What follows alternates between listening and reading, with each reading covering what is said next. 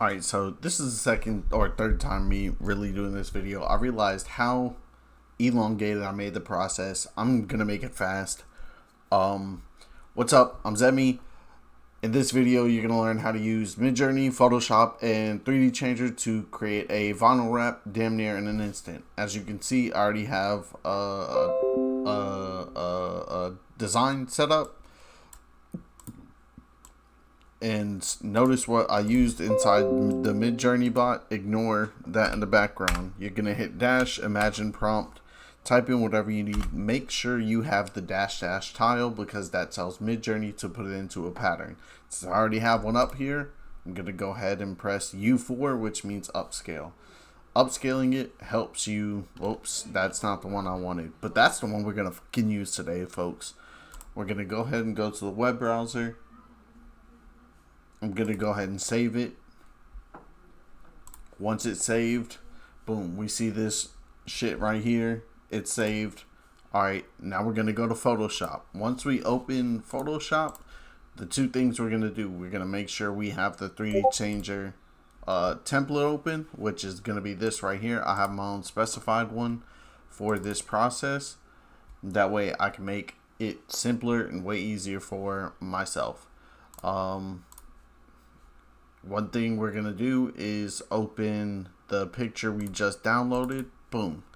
Alright, now that we have this, we don't need to do this, but force a habit. So upscale the image. You're going to go to image, image size, go right here to where resolution is. It's right under height. Just hit 300. For me specifically, I do preserve details. Ignore the sound in the background. That's just my nephew, being himself. Thank you. But preserve details, I put reduce noise to 50%. I found out that that's kind of the best way you don't get this pixelated view right here. Let me move myself so you can see this pixelated stuff. As I let it go, the thing gets smoother. Alright. Okay, cool. Photoshop is going to go ahead and upscale. Boom, it upscales. Next thing we're going to do is go ahead and go to the edit. Yes, I understand my face is in the middle of the screen. And then we're going to go down here to default pattern. What that's going to do is going to create it into a pattern. Now I'm going to go back to this, the 3D Changers layout, right? And put myself somewhere that's more necessary. So for me, my layout, I already have all these open. Make sure your center line right here, you see where my mouse is? Make sure that's off. That way when it loads up in the 3D Changer, that line isn't shown. Alright, so now I'm going to double click, go to pattern overlay, click this, and you see me doing all these patterns. Alright, cool. What we're gonna do now is scale this down. That way it's more legitness. Boom, snakeskin done. On this, what I do, and this takes time, is just going to copy the layer style and paste it to the rest of them.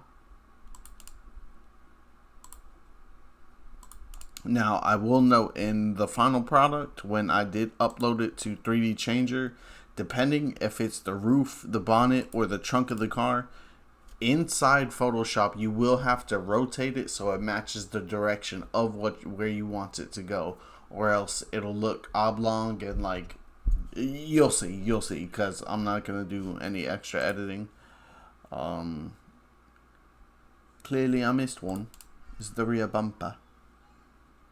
Paste layer style, no. That's not it either. Front bumper. Boom. Paste layer style. And the last one is the trunk. Paste layer style. Boom. See, that's done right there. Now with this, just gonna go ahead and go to save as. Make sure you save it as a PNG. Default template. Random numbers, right? Because as designers, do we ever really save anything? Is it really the final? Alright, now that it's saving, I'm going to go ahead and go into 3D Changer. I already uploaded it, or it is loaded. And after this, because this will not be the final product and it's going to be primarily upon the how you sell it. I'm assuming I'm talking to other designers here. How you end up presenting it within 3D Changer is how the customer is going to want it done. So you might want to send a video file of the complete done version of this product.